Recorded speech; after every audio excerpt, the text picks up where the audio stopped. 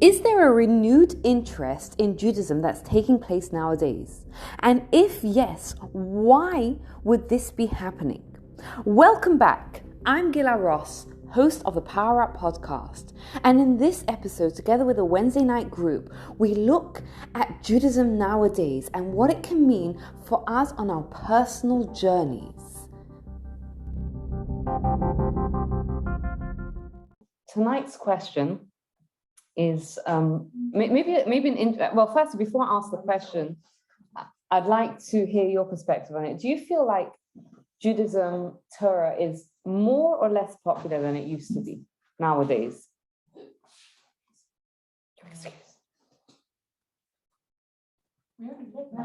How would you like to ask? I think there's always been similar levels of people.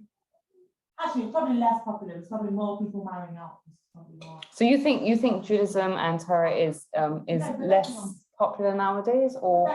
But the frum communities are just as religious as they always were, but there's more opportunities maybe for assimilation for the lesser. So it's interesting because I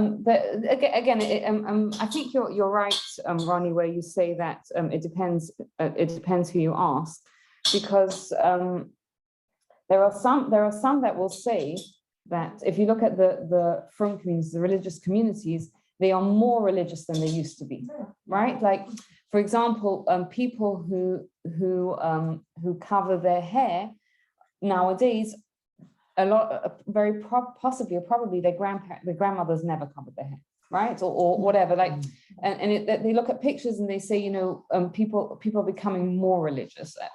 It's interesting that you're saying that there's perhaps more assimilation nowadays. Any other, which I don't think we can argue with that, especially if you're going further back in history. I don't think you can argue that there's not. Sorry, let me let Lindsay in. It's probably polarized. It's not. I think some of the very orthodox girls can look very modern, very with what they wear as well, like very fashionable. And I think years ago. Hi, Lindsay. Sorry. Like, like some of the shadels that you look at. So we've had I think a very right. Yeah. I think we've got I think we have a few very good comments. I think we sent we have someone who's saying I think it depends on what generation you're referring to, and absolutely, and I think that's what Ronnie was saying as well. Like, it depends. Are you referring to, let's say, a generation ago? One could argue that it is more religious, more popular. Like, I don't know, again, how many people that weren't religious would be sitting at a Torah class a generation or two generations ago, right? If you think about it, like, I don't think that. I think that's a fairly new phenomena, that idea that, like Torah. And if you think about it, like in the technological age, you could be completely religious and listening to Torah classes and following Torah personality, like people that teach Torah on Instagram, etc., whatever. Like it's very accessible nowadays, and I think a lot of people connect who would not have connected in the past.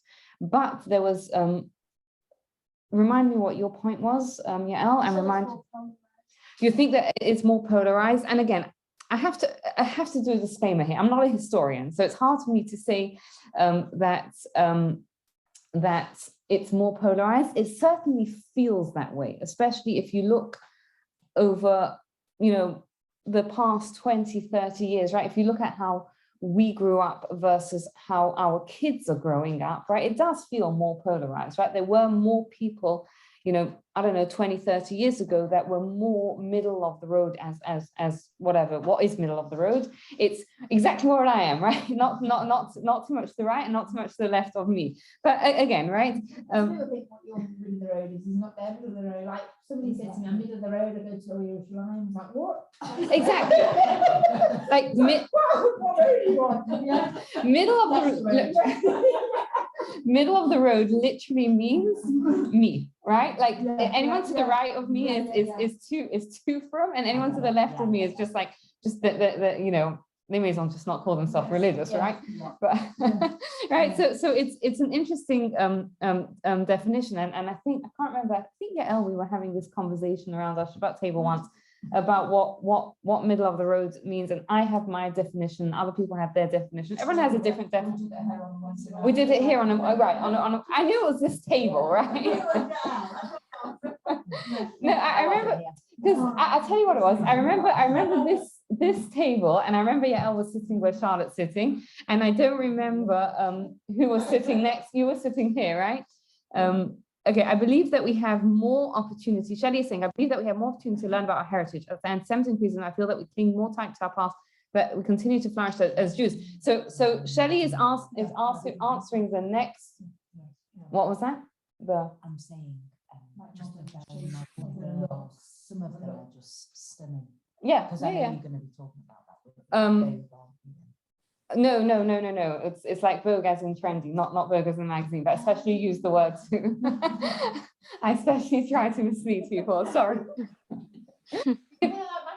More religious, I do. I'm only in Manchester. I'm only in Manchester for 4.5 years. I'm the wrong person to ask, but it's interesting because look at say Old Hall Road in Broughton Park, amazing, very quite affluent road. Daniel's grandma grew up there. Daniel's parents grew up there. Very nice houses. It was never as religious as it is. Never bad like that. It was so like now it's like mega. There definitely is. There is definitely. Yeah, gorgeous, but it's like there is definitely a movement to becoming. My mum loves quoting this. What's this, yeah? Like 1 in 10 children in Salford in the 2010 census, no, 2012 was from the OJC, the Orthodox Jewish community. It's one of the fastest growing communities in this area. So surely the boundaries are going to be pushed from the houses. It doesn't necessarily mean that there's less religious, there's more religious people, show religious people. I just think people are being pushed out a little bit. Right, because you have to, right, but you also have to compare it, like people maybe move, like areas change as well, which doesn't necessarily mean that things change. All the way down towards where but let me ask you, so let's move on to the second question, and Shelley gave us one answer, and I'd love to hear what other people are answering as well. And I was asked if there is a movement, and you know, we could talk about the religious, but I want to say something for each of us. Like, again, I wonder, like, okay, let me say it as it is, right? Every one of us, right, who's either, you know, talking or listening is here because they want to grow in their Judaism, right? Because they are interested, you're interested in your Judaism. How it compares to what people did years ago, I'm not a historian, I don't know. So it does seem that there is a trend to become, whether there's more, the religious community is growing, or whether the religious community is moving a little bit more through. I don't know, but there does seem to be a trend of doing more Jewish, right? And the question that I would ask, and you can answer it from a personal point of view, like what pulls you to be interested in your Judaism, or from a global point of view, from what you think it is, what is this pull that is pulling Judaism to become more popular? And that's what I meant by in vogue. Although we should do one a Wednesday night on fashion and yes. So what do you guys think? Anyone that wants the money back, they can. Johnny's brother, he married out, and it always makes me like I get a bit confused in his house because like maybe they have like a menorah and it's all very Jewish, even if they're not. And I can't understand it. Why are they bothered about Jewish stuff? But he's Jewish. He's Jewish. Right, okay. He's not bothered. He doesn't care. Like he's anti-Jewish. But his partner is interested in Judaism. I wouldn't say so. So I think people are connected. Like, that's amazing. That's amazing. I just don't understand it. But I think what you're saying is an incredible point of view. It's an incredible point that you're saying, is that you're saying here is a person, and I don't know your brother, so you're right. I don't know your brother-in-law, so I'm gonna use it, and I might be wrong about it, right? But it seems to me what you're saying is here you have a person who doesn't seem to care about Judaism, and yet is pulled to do Jewish. and to bring Judaism into his home, right? Which makes my question stronger. Like, what is it that what is this pull to Judaism that seems to be reactivating in this generation? What is it? Anyone else wants to? Judaism, because of okay, so we have someone here because Judaism appealed to me because the actual authors of the Tanakh. Okay, and we have what traditions do your kids like? I wonder if because of like social media and the internet, and I wonder if back in the day you just did what your parents did because that's all you knew. And people, I think it's a lot. Interesting. It could be because you can learn so easily nowadays. Like, Yeah. you're all Google at my table and my class, but like so many people are on Instagram learning, Podcasts and they don't have to leave their house and they don't have to leave their comfort zone, right? No one has to know that you're at a Jewish class. I think more people don't really care, actually. You think more don't care? Yeah, I think The children as well, for don't care. me. For example, like taking David, for example, I think in David over the years is getting less and less and less religious. I think the kids, the teaching that it has changed, but the kids that go, a lot of them really are not Jewish, not a lot of Jewish kids.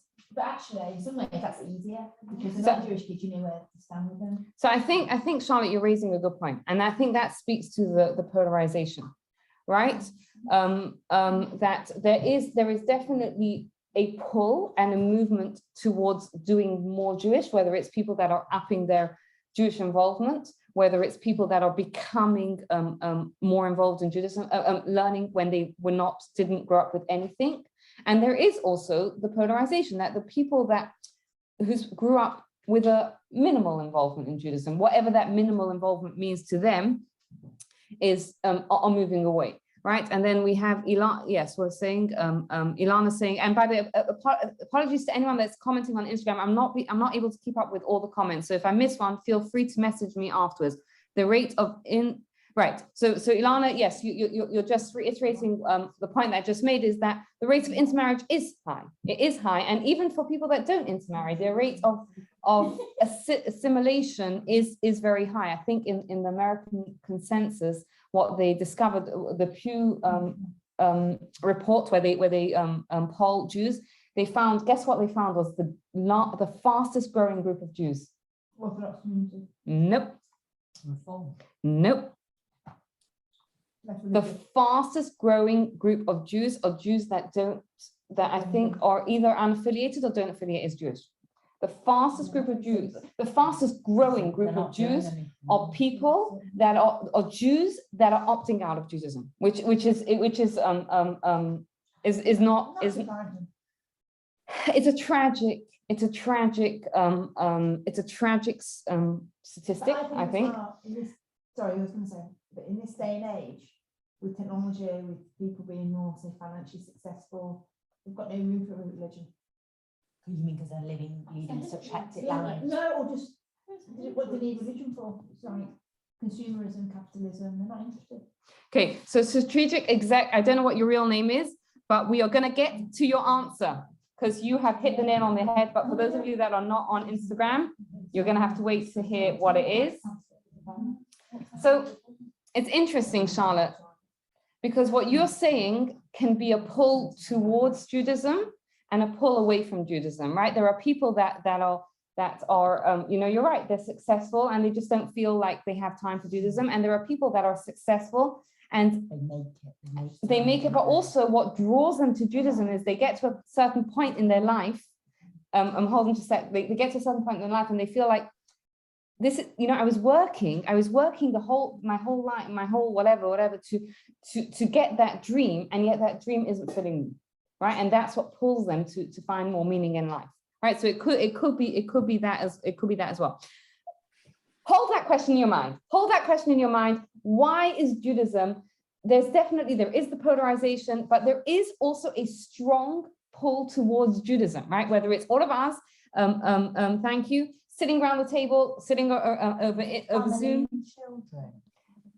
Possibly, we'll get to it. Hold the question in your mind, because I want to ask you another question. Okay, so we just came out, and Charlotte, you'll enjoy this question. We just finished Pesach, and here's a trivia question for you. Does anyone know what the difference was between the very first Passover, the very first Pesach, and every other one?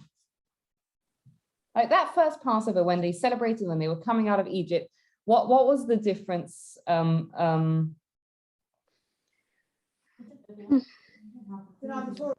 past. You have a Torah, but I'm saying, how did their celebration of Pesach look different than ours? It's a fascinating answer. Okay. Okay, so how did their Pesach night look different? Because they came out in the morning, in the middle of the day. Yes, so going back to what Elisheva says, I hope that's your name, Elisheva, or Meryl, is thank you. That yes, there was a point in your life where you Are you doubting me? Are you seriously doubting me? Right? That she had accomplished everything, but she felt a void. Yes, and that can certainly happen because we want meaning in our life. But anyway, back to the first Pesach. They lived it, but they hadn't yet come out of Egypt. They had the celebration because they came out of Egypt during the day. So here's the fascinating answer. The difference was that they celebrated one day versus we celebrate in Israel 7 days or outside of Israel 8 days. That was the difference, right? So why did they celebrate one day and we celebrate? Can you imagine? Can you imagine all the work for one day? Remember the question that I had in mind? Yes, about my daughter, yeah. No, for the question. Why is it all our celebrations are 8 days? Why aren't they 3 or 5? Shavuos is 2, Rosh Hashanah is 2, Yom Kippur is 1. Sukkot and Hanukkah's 8 days. Okay, it's a great, Sean, it's a great question. Let's keep it in mind for the answers. keep it for now, right? Yeah, but they are. No, we'll whatever. Let's get to it. 8 days to really appreciate the freedom because we're not really giving much up of their hands, whereas they actually appreciated the freedom. So here's the answer, and it's actually very, very simplistic. Okay, so the answer is that they celebrated one day because they came out of Egypt and that's what they celebrated. We celebrate 7 days, and the reason is because as follows: that we celebrate day one, which is, and this is in Israel, and outside of Israel we celebrate it's slightly different. I'll explain it in a minute. We celebrate one day, which is the day that we came out of Egypt, and then there's what's called the intermediary days, which are Chol HaMoed. And then is the final day of Chag, which celebrates the splitting of the sea, right? And so outside of Israel, we have 2 days of Chag, of the festival, 4 days of Chol HaMoed, the intermediary days, and 2 days at the end, which celebrates the splitting of the sea. So why did they only have 1 day? It's because they came out of Egypt, but they hadn't yet split the sea, right? So there was no celebration yet of that final day of Chag because of Pesach, because the sea hadn't yet split. But that asks the question of, okay, great, so there's no day 7 because that hadn't yet happened. But why didn't they have days 2 to 6, right? We nowadays have the first 2 days, and then we have Chol HaMoed, the intermediary days, and then we have the final 2 days. Let me ask you a question. Does anyone know what Chol HaMoed is, the intermediary days between them? What are kind of the rules? What is the purpose of them? Either I don't know that, but is it to do with the past and the future? Like, Could be. You've got the past being in Egypt, and then you're traveling into the future. This is something, and then as each day goes by, you're like going forward, and you keep going forward, and you don't look back, and you keep going forward, and that's almost like a celebration to be able to keep going. It's right. No chametz and thing. It's possible. We're going to go in a different direction though. But let me explain to you what Chol HaMoed is, because again, I don't know what a lot of people don't know what it is. So Chol HaMoed is the words are literally, if you translate it, Chol means ordinary, like the weekday, like a Sunday, Monday, Tuesday is called Chol. It's an ordinary day.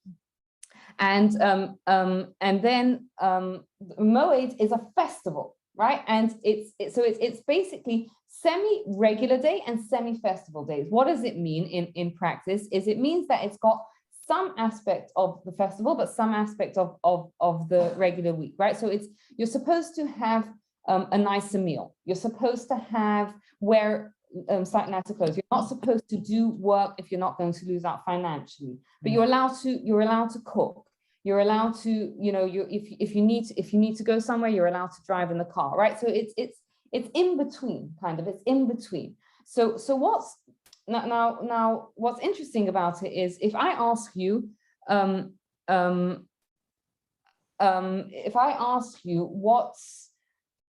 a holy day? Shabbos. Shabbos, yeah, Shabbos is a holy day.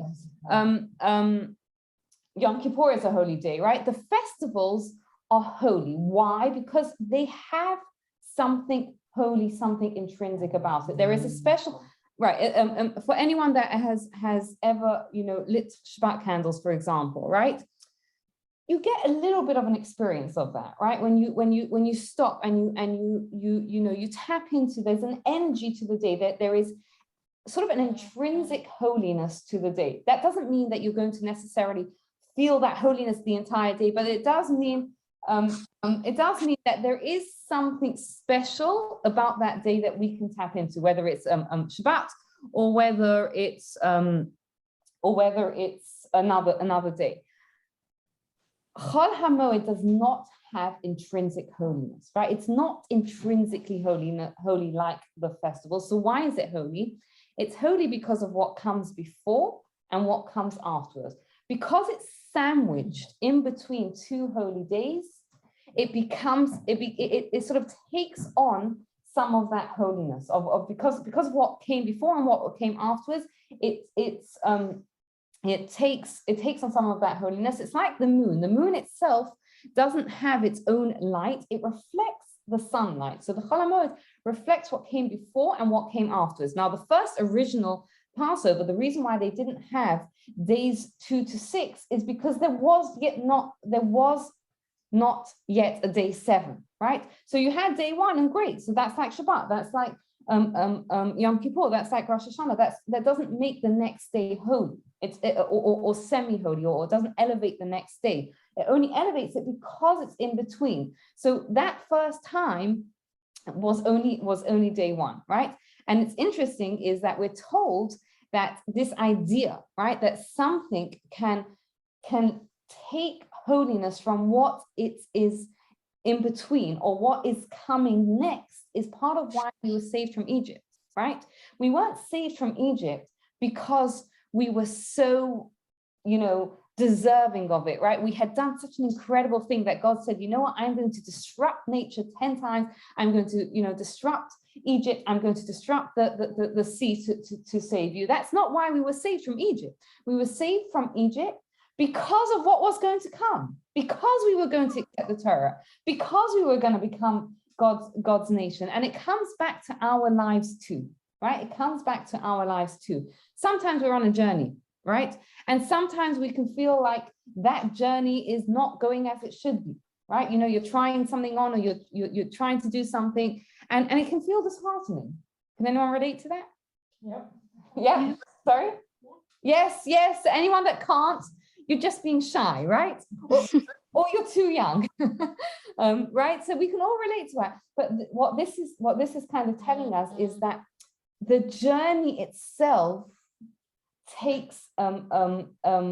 the journey itself is elevated because of what's coming, right? When you're working towards something, it's not just getting there that makes it worthwhile. It's the getting there sort of elevates the journey itself. And what's interesting is a very big theme in Judaism is the idea that it's not just about being, right?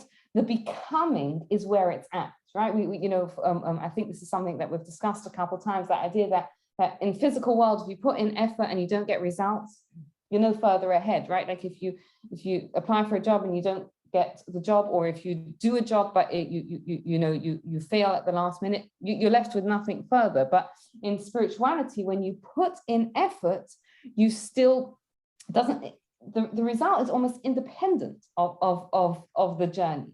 So how does this relate back to the question that I was asking? Is that I heard this idea that the concept that because we are heading towards the days of Mashiach, right? Rina,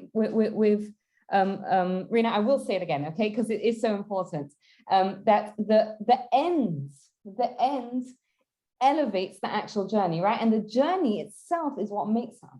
It's not just the getting there and the results that make us into who we are. It's the journey, it's the effort that we put in that really transform us. In fact, there's an interesting book called Atomic Habits by James, I believe it's James Clear, and he talks about the idea of what's better to have than goals is to have the process, right? To enjoy the process, because what happens is if you work towards a goal, if you're lucky enough to get there, you kind of like fall off the habit of it. Whereas if you focus on making it a habit, then that is really what transforms us, which I find very interesting, because a lot of Judaism is not really about getting to a goal. It's more about incorporating the habits into our lives, and he's saying a very, very similar thing there. But anyway, back to the original question that we asked is, why is Judaism pulling us, right? And Yael, if I can borrow your story again, it's an incredible story, and I don't think it's unique. I don't think it's unique. You have people that will not profess an interest in Judaism and yet be drawn to Judaism, right? Be drawn to hold on to something of Judaism, right? And there are people that are drawn to learn. You're all drawn to learn. You're all drawn to get involved and to stay involved in Judaism and to bring it alive into your homes and into yourselves, right? And perhaps what's going on here is that we are getting towards what's called Yemei Mashiach, the days of Messiah, when Messiah is going to come. And that energy, and what was part of what's going to happen when Mashiach comes is that the world is going to be filled with the knowledge of God. And when that happens, the knowledge of good is going to become much more clear. And perhaps that energy is already sort of, filtering into this world. And that is what is kind of like drawing Judaism to become, right? As some of you so rightly identified, is that there is a trend. There is a trend for people to whether it's become more religious or to become more involved. Yes, there's definitely a trend to leave Judaism as well. Right? I'm not denying that at all, but there is also a trend to want to learn. I think what's happening nowadays with this explosion of Torah online is I don't think that's ever happened before in history. Like when has like Torah been so accessible to every Jew and non-Jews, right? Like it's so accessible. You can be on Instagram, on TikTok, and whatever, and it's if you think about it, it's like if you think about it, in 50 years ago, like if someone wanted to study Torah, they had to go into a synagogue and do it. You know how off-putting that was for so many Jews to go into a synagogue, right? Like that. Nowadays, you open up your TikTok, for goodness sakes, right? And you probably can't avoid it. Yes, they're incredible. Yeah. Yes. But I know you do, but like proper like a proper, yeah. Okay, so let's just wrap up. Okay, let me just let me just tap up, and I want to ask, and if I can take a moment just to ask people on Instagram. There have been so many great comments, and I haven't been able to go through them. So I'm going to ask you. I'm going to post it online. So either post when I post it afterwards, comment again, please, or send me a message, because I'd love to go through them. I lose them as soon as I log off the live. So let's just sum up where we are, right? We discussed the idea that yes, there is polarization, and yes, there is a terrible, tragic trend of a lot of Jews opting out of Judaism. There is also this like surge of Jewish learning, Jewish engagement, Jewish, people wanting, right, whether they identify with that want or not, more Judaism. And we spoke about what could possibly be pulling it. And to look at that, we looked at the idea at Pesach, and we said the first Passover, they only celebrated one day. They had the exact same thing, but they only celebrated one day because they didn't yet have the splitting of the sea, and that's what's the bookend of the Pesach celebration. Whereas and the days in between are called Chol, which they're semi-holy, semi-not.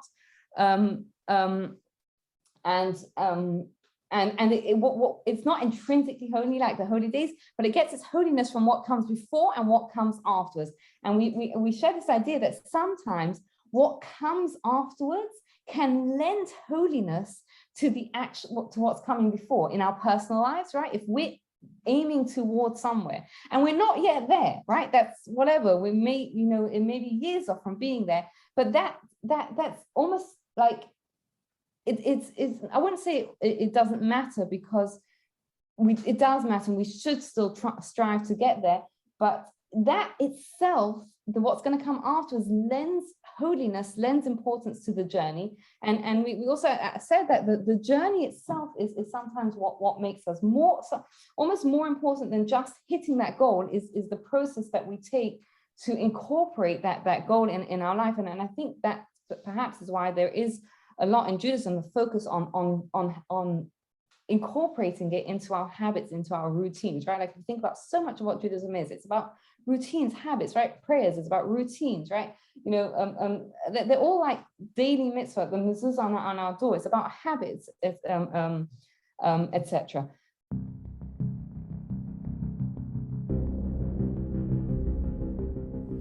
Thank you for taking the time to listen. To schedule a complimentary discovery call with Gila, please email gilaross@gmail.com. You can also learn more from Gila on Instagram. It's Gila Ross. And please take a moment to rate, review, and subscribe to the podcast so you don't miss out. Have a wonderful day.